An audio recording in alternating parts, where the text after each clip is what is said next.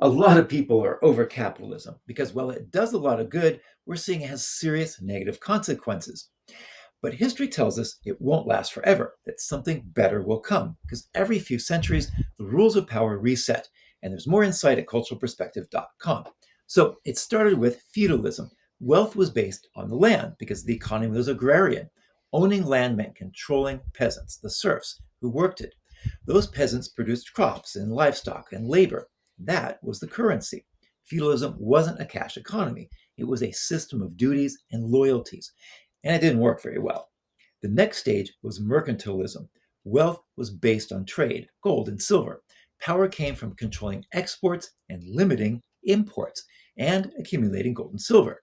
Monarchs granted monopolies to merchants and built colonial networks to secure resources. Profit depended on state control of imports and exports, not the free market.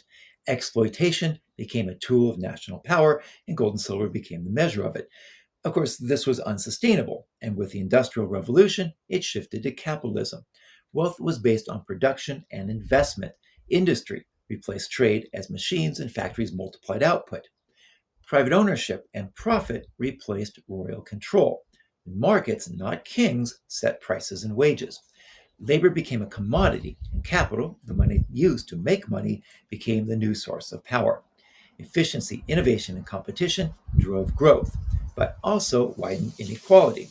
But pure capitalism didn't last either. The Great Depression and two world wars, those forced a rethink. So nations built the welfare state, where governments step in to stabilize markets, protect citizens, and manage crises.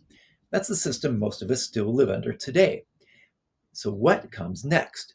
History doesn't tell us exactly what comes next, but it does tell us something comes next. So, maybe it's post capitalism, where automation makes labor optional and value shifts from ownership to access.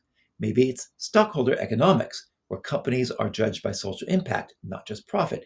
Or maybe something darker, a neo feudalism, or digital lords own the platforms we all depend on. What's your opinion? What do you think is coming next?